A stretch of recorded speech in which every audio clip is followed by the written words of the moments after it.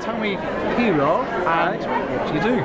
Sure, I'm Brad Law from the regional manager for the Southwest US, and I live in Denver, Colorado. Okay. So tell me about VNS Therapy. Sure, so VNS is vagus nerve stimulation. It's been around since 1997. It is used to treat patients that have drug refractory epilepsy. Typically patients that have failed at least 2 medications. This is our newest implant. It goes in the chest, over the heart, ties to the vagus nerve in the neck, and sends an electrical signal to the brain, and it diffuses through there.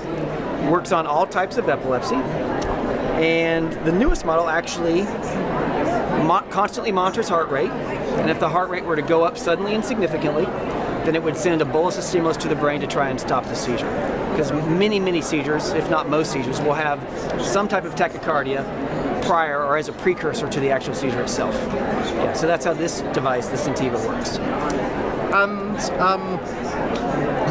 so over the years, there's been different models of VNS. Absolutely. And they get better and better. They do over time. Yes. Tell me about tell me about the surgery that patients have to get it inserted in the first place, and then the second part is how physicians monitor the device from outside of the body. No, really good questions. So the surgery is about an hour and 30 minute outpatient procedure. It's 2 small incisions. It's about a 2.5 inch incision right over the chest, over the heart. And then there's also one at the base of the neck. And we typically look for a natural skin fold, and there'll be about a 2.5 inch incision right here. So this device goes in a pocket in the chest, and then we tie a lead with coils on the vagus nerve. And that allows the device to send a signal upwards, so up the vagus nerve to the brain. So it's about, like I said, an hour and 30 minute outpatient procedure, and they go home the same day. Okay? And your second question was, how does the doctor program and monitor it? Yeah. So the neurologist or epileptologist will have a handheld device similar to a mini iPad, and it communicates remotely with the device, and they can interrogate the device, they can change the parameters of the device, they can run diagnostics on the device to make sure that the lead still has integrity. So they can basically program the device, they can see when the device is firing, if there's patterns to when it's firing. Okay. So things like time and date? So every day you can have different protocols. So if the patient has seizures at night, you can program it to have more aggressive therapy at night, less aggressive therapy during the day. And then it changes to the standard cycle in which it fires. So instead of 30 seconds on and 5 minutes off, maybe they want it to fire at 21 seconds on and 1.8 minutes off. So you can change everything on a handheld pad that looks much like a mini iPad. Okay. Yeah. So that's what the physician does. Yes. So because the VNS has a few side effects, like of course voice. Absolutely. So how do you get around with that? Because you have a magnet that activates. Tell me a bit more about that. Sure. So every patient will have a magnet. So for the magnet can be used for on-demand stimulation, right? So let's say that the patient's device normally fires for 30 seconds on and 3 minutes off forever and ever, and it's on that cycle, right? But if the patient has a known aura, if they know when a seizure might be coming on, whether it be a sensation, a taste, a feeling, an arm twitch, whatever that aura may look like, they can swipe the magnet, or a loved one or a caregiver can swipe the magnet and send a bolus of stimulus to the brain immediately to try and stop that seizure before it even starts. So that's how the magnet works. Now you asked about voice alteration, and voice alteration is our number one most common side effect. So when you tie the lead to the vagus nerve initially during surgery, almost always after surgery your voice might be compromised a little bit for a day or 2. So typically that'll manifest in the fact that you can't project, you can't scream, you can't sing, you can't yell, your voice is going to be hoarse and weak for a couple days after surgery, all right? And then about 2 weeks after surgery, we start to initiate the therapy. So we'll have an initial dosing appointment, we'll turn the device on, and sometimes your voice might be a little bit compromised when we turn it on initially, and then until we ramp it up to a therapeutic dose, you might get that every time we turn it up, or potentially while it's firing, okay, throughout the day. Now that voice alteration tends to dissipate and go away over time, but we also have some parameters that we can change to make sure we can minimize any voice alteration. Right. So the pulse width we can change, the signal frequency we can change, the on time and the off time, we can change all of those parameters to try and make sure that we can manage through any type of voice alteration. And of course, if you're a presenter or doing some type of public speaking, Right. can you switch it off temporarily? Sure. Using- So if you tape the magnet over the device, right, the device will turn off until you remove the magnet. So for people that are giving presentations, for people that sing in a choir or a band, for people that have to talk on the phone at intervals throughout the day for a lengthy period of time, for anybody that has to get on stage, a pastor or an executive, they can absolutely turn the therapy off, at will by taping the magnet over the device. Or even, some athletes, we have patients that are high-level athletes that, whether they be a triathlete or a bicyclist or whatnot, they can actually tape it over there, or even sew it into a jog bra. There's many different ways where you could make sure that the magnet stays over the device to turn the device off if you need it to be turned off. And it's also a quite strong magnet as well. It is a strong magnet. So yes. what would your advice be for that strong magnet? Is it to keep it away from computers or? Sure. or Yeah. mobiles Keep it. or- Yeah. You want to keep that. So we give the patients the magnets. They get it when they get implanted. This is our last lineup for Ask the Expert speakers. Am I pausing On here? stage 1, we have epilepsy surgical options. Stage 2, drug discovery and new trials. Stage 3, focal epilepsy surgery. And stage 4, neuropsych of epilepsy. Okay. So your question was about the magnet. For Yeah. So. our listen and learn, we have in room 1, treating women with epilepsy, and in room 2, technology in epilepsy. Any more? No. Shouldn't be. All right. Yeah. So your question was. And for that, Dr. Mona Sasgar, report to room 1, please, under the listen and learn sign. Over to room 1 in the listen and learn. All right. So yeah, no. Your question was about the magnet, and you're right. So every patient that gets a VNS device gets a magnet kit the day they have their surgery. And of course, if they ever lose those magnets, all they do is call the company and we replace those magnets. But they are very strong magnets. And they use those for two functions, basically for on-demand stimulation or to turn the device off. And you're right, we would want to keep those magnets away from credit cards, anything that's got a magnetic strip that might deactivate, hotel keys, things of that nature. But for the most part, patients will carry the magnet either on a wristband, it looks much like a watch wristband, or often they'll throw it in a purse, they'll put it on a carabiner, they'll clip it to their belt loop, but they want to keep that magnet with them at all times so that either they can use it for on-demand stimulation or a loved one or a caregiver can use it for on-demand stimulation. Right. So this, so a VNS goes alongside medication. It's not a replacement for medication. That's right. It's an adjunct to medication. So most insurance companies, whether it be a commercial insurance company like a Cigna or a Blue Cross, or a government-insured patient, whether it be Medicare or Medicaid, most all insurance companies will ask that you fail at least 2 medications before you get a vagus nerve stimulator. So, and then it does work in adjunct to your medications. Now, some patients can either minimize their medications and reduce their medications, or potentially, if they become seizure-free, get off of their medications.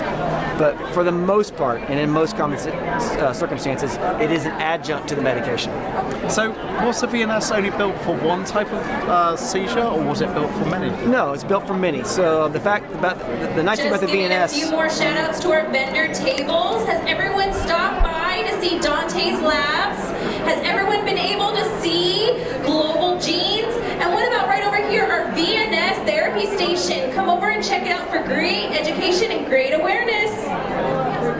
So your question was about VNS and specific type of seizures or specific seizure types. And the nice thing about VNS is that it sends a diffuse signal throughout the brain. So it really covers all types of seizures, whether it be your partial seizures, your generalized seizures, some of your epilepsy syndromes like Lennox-Gastaut, tuberous sclerosis. You will see data on all those seizure types.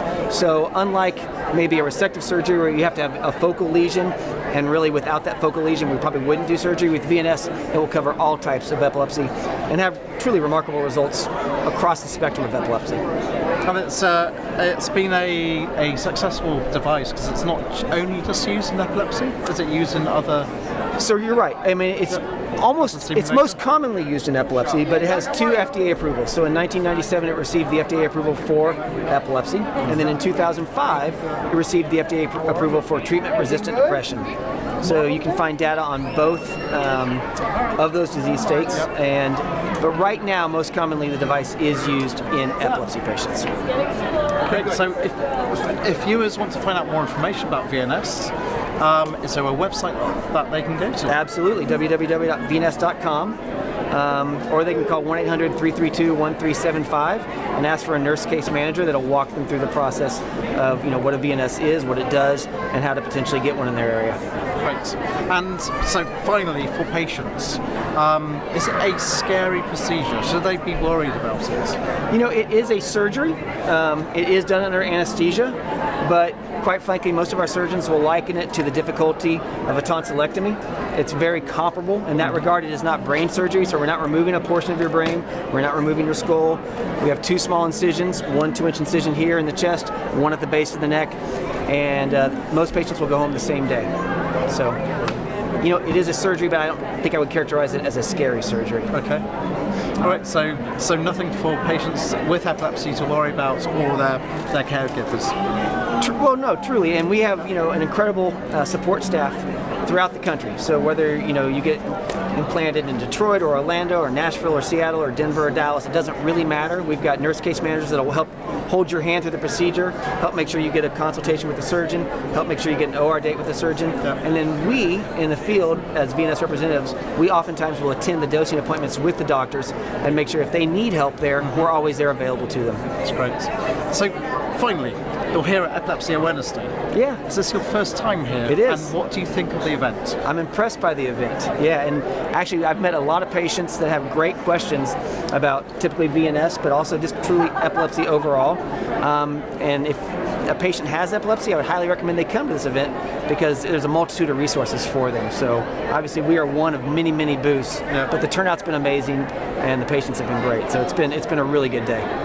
Great. Thank you for talking to us about VNS, Brad. Absolutely. It's been really great to meet you. Hey, thank you. Thanks, Brad.